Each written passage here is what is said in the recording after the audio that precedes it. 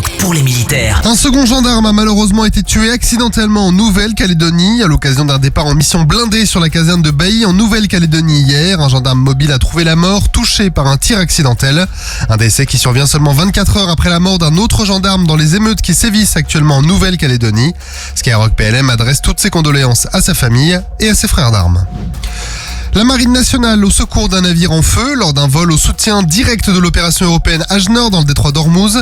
Un avion de patrouille maritime Atlantique 2 a repéré à grande distance un boutre cargo en feu et a immédiatement orienté des secours vers lui.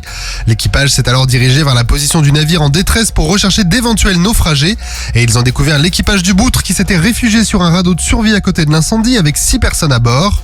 L'événement a été signalé au centre de coordination des opérations de sauvetage maritime d'Abu Dhabi qui a ensuite transmis l'information aux autorités locales. Les naufragés ont ensuite été rapidement secourus par un bateau de pêche. Après une heure passée sur zone et une fois l'opération de sauvetage terminée, l'Atlantique 2 a pu reprendre sa patrouille opérationnelle. Une formation au combat fluvial pour l'armée gabonaise. 24 fusiliers marins gabonais se sont formés au combat fluvial avec des spécialistes du 6e bataillon d'infanterie de marine, des éléments français au Gabon. Certains stagiaires ont appris les techniques nécessaires pour s'emparer d'un objectif terrestre, intercepter une pirogue, tendre ou réagir à une embuscade sur terre ou sur le fleuve. D'autres ont participé à un stage propulsiste. Cette initiative s'inscrit dans la politique de sécurité du Gabon qui cherche à sécuriser son environnement fluvial et à lutter contre les trafics et la prédation des ressources naturelles. Les éléments français au Gabon soutiennent cette initiative, notamment en fournissant, comme ici, une formation et un appui opérationnel aux fusiliers marins gabonais. Et on termine avec un anniversaire. Cette année, l'armée de l'air et de l'espace célèbre ses 90 ans, mais le Puma fête aussi ses 50 ans de service opérationnel. À cette occasion, une cérémonie officielle s'est déroulée sur la base aérienne 126 de Ventiseri-Solenzara pour rendre hommage à l'appareil et à ses équipages.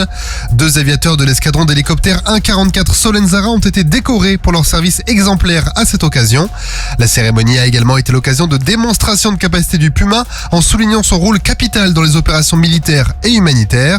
Depuis son premier vol en 1965, le Puma a été crucial dans les missions de recherche et de sauvetage, les évacuations sanitaires et le transport de troupes. En 2023, le Puma a comptabilisé 777 heures de vol et a mené 19 missions de sauvetage.